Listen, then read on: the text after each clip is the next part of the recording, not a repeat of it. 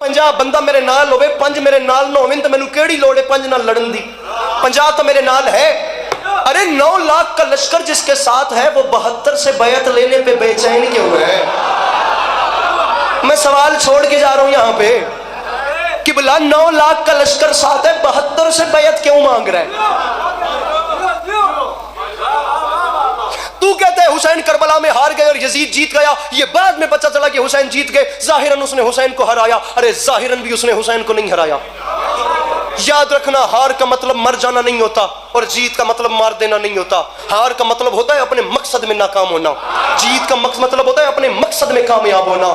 یزید کا مقصد حسین کو مارنا نہیں تھا، یزید کا مقصد حسین سے بیعت لینا تھا۔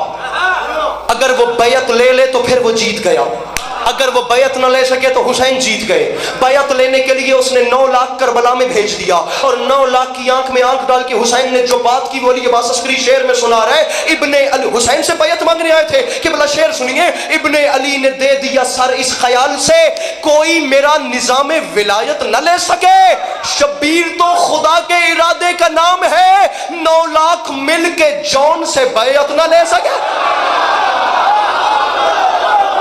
کوئی بیٹھا ہے فلسفہ بیعت میں گفتگو سننے کے لیے؟ شبیر تو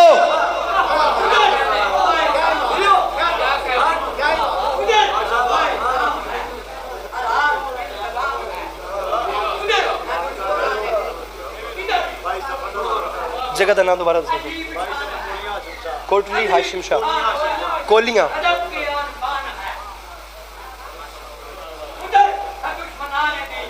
ادھر فقط امام ہے حفیظ، بہت لمبا ہے، بہت لمبی نظم ہے، میں تو ساری پڑھی ہوئی ہے۔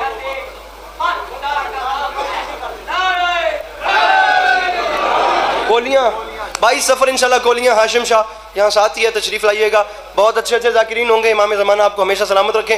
اجازت ہوئے تو تھوڑا جا میں بھی پڑھ لوں جو ناراض نہ ہوتا۔ ٹھیک ہے۔ یزید مجھ سے بھی بیعت طلب نہیں کرتا۔ سوال ہو جاتا ہے حسین نے بیعت کیوں نہیں کی؟ بیعت سمجھتے ہو کیا ہے؟ بیعت ہاتھ پہ ہاتھ رکھنا نہیں ہوتا، بیعت اعلان ہوتا ہے کہ آج کے بعد اس وجود کی کائنات پہ تیری ملکیت ہے۔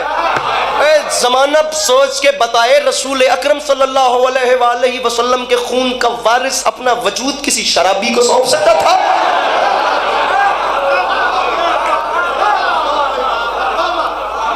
سوار دوش نبی سرکار رسالت پناہ صلوات اللہ علیہ کی جس شہزادے نے زبان چوسی ہو وہ شرابی کے ہاتھ پہ ہاتھ رکھے گا؟ اور صرف ہاتھ پہ ہاتھ، بسم اللہ بسم اللہ بسم اللہ، عالی مرتبہ عزت امام جناب عقیل محسن نقوی صاحب، میں تو اب میرے لیے ڈرنے والا مقام ہے، مولا کی قسم نہیں، میں میرے لیے مولا کی قسم بہت بڑی مقام ہے۔ میں تو اتنا بڑا معتقد ہوں ان کا کہ میں اتنے بڑے گھر کے فرد ہیں کہ شہید محسن نقوی صاحب کیسے کیسے لوگ خدا لوگ رخصت ہوئے اور لوگ بھی کیسے کیسے۔ عزت حسین کی قسم ہے، غالباً الحمرہ ہال میں ہی مشاعرہ تھا، احمد ندیم قاسمی سے لے کر فیض فراز پروین شاکر امجد اسلام امجد نظامت کر رہے تھے۔ خدا کی قسم شہید محسن نقوی صاحب کے مصرے کے بعد بزرگوں بتاتے ہیں مشاعرہ موقوف کرنا پڑ گیا، فرما گئے تھے اسی سے مانگ لو خیرات اپنے خوابوں کی، وہ جاگتی ہوئی آنکھوں میں نیند گھولتا ہے اور سنا ہے زلزلے آتے ہیں عرش پر محسن کہ بے گناہ لہو جب سنا پہ بولتا ہے۔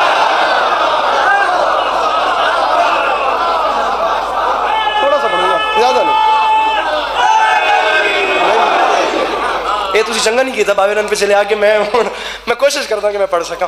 امام زمانہ آپ کو سلامت۔ قبلہ بات ہو رہی ہے کہ سوار دوش نبی اپنا وجود کسی شرابی کو سونپ سکتے ہیں؟ سوال ہی پیدا نہیں ہو سکتا، یہ ہاتھ پہ ہاتھ نہیں تھا۔ کبھی آپ اس پرچے کو مطالعہ کریں نا جو یزید نے نئی اسلام کی شرائط کے ساتھ بھیجا تھا، آپ کی عقل دنگ رہ جائے۔ اسی لیے تو کربلا کی جنگ اتنی ہائی لائٹ ہوئی ہے، وہاں بھی مسلمان تھے یہاں بھی مسلمان تھے، دونوں جانب سے ایک نہ ایک اسلام کا رخ پیش کیا جا رہا تھا۔ اب آپ نے سوچنا ہے جو دین محمدی حقیقت میں تھا اس کے نقش قدم پہ کون چل رہا تھا، حسین یا یزید؟ خدا کی یہ جو امام حسین کا لفظ ہے نا، لا یبایو مثلی مثلا، مجھ جیسا اس جیسے کی بیعت نہیں کرے گا، اعلان سلونی کے بعد دنیا کا سب سے پراسرار جملہ یہ ہے۔ جو پالیسی جو ایجنڈا بابا جی مدینے میں تھا وہی کربلا تک رہا. لیکن مدینے میں دنیا کے سامنے سے وہ ایجنڈا پوشیدہ تھا, پتہ نہیں تھا دنیا کو. پھر مکہ میں بھی پوشیدہ تھا, تبھی تو حسین نے کربلا کے میدان میں آ کے نقاب اتاری. مدینے میں بھی تو دربار ولید میں یہی کہتے تھے اگر یزید اتنا سچا ہے تو بیعت مانگنے کے لیے دربار کے دروازے بند کیوں کیے ہیں؟ کل مسجد نبوی کے ممبر پہ بیعت مانگنا, پھر بتاؤں گا یزید کون ہے.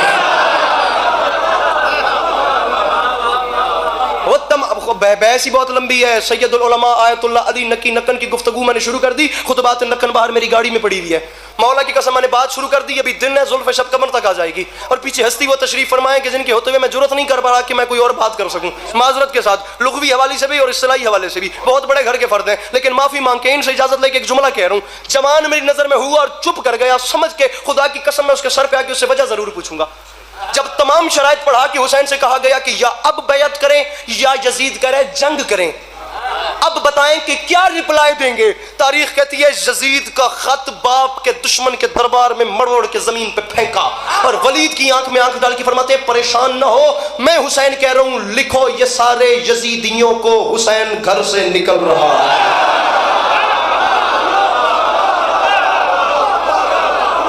تسی ہاتھ نہیں جایا, لکھو یہ سارے نوید عباس نوید حسین گھر سے. عقیل شاہ جی مجھے دوسرے مصرے میں دعا چاہیے سرکار, آپ کو دیکھ کے مجمع بول پڑے گا, دعا چاہیے. مصرع اگر تاریخ ساز نہ ہوا پھر کوئی بات ہی نہیں. لکھو تسی ہاتھ چکے جے دو چار پکے پکے بیٹھے ہوئے اے محلہ تو ٹھیک ہے, ذرا رلیا جنے سید سردار یوں ایک چھو کر دیو, ایک شف کر دیو, اس پاس ایک دم کر دیو. فرماتے ہیں لکھ بولیں گے, فرماتے ہیں لکھو یہ سارے یزیدیوں کو حسین گھر سے نکل رہا ہے, اسے لکھو کہ ہمارے حر کا ضمیر کروٹ بدل رہا ہے. مصرع پڑھا ہے سامعین گرامی.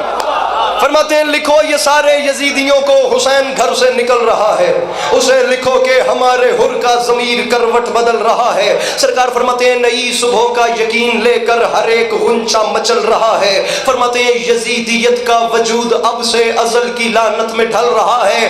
قبلہ میں جھولی پھیلا کے مانگ رہا ہوں آخر تک جن بندوں کو کروڑ فیصد یقین ہے کہ کربلا والے ترس کریں تو ہمارے گھروں کے چولہے روشن ہوتے ہیں, ان کے ہاتھ کیسے بلند نہیں ہوں گے. اور جنہیں نہیں یقین علی یہ بات تذکری ان سے داد کا مطالبہ کر ہی نہیں رہا. آپ بس سامعین مصرے کا وزن کیجئے گا. خدا کی قسم میرے مولا نے جملہ نہیں کہا بلکہ جملہ کہہ کے جنگ سمیٹ کے جیت کے اپنے ساتھ حسین لے کر چلے گئے. فرماتے ہیں یزیدیت کا وجود اب سے ازل کی لعنت میں ڈھل رہا ہے.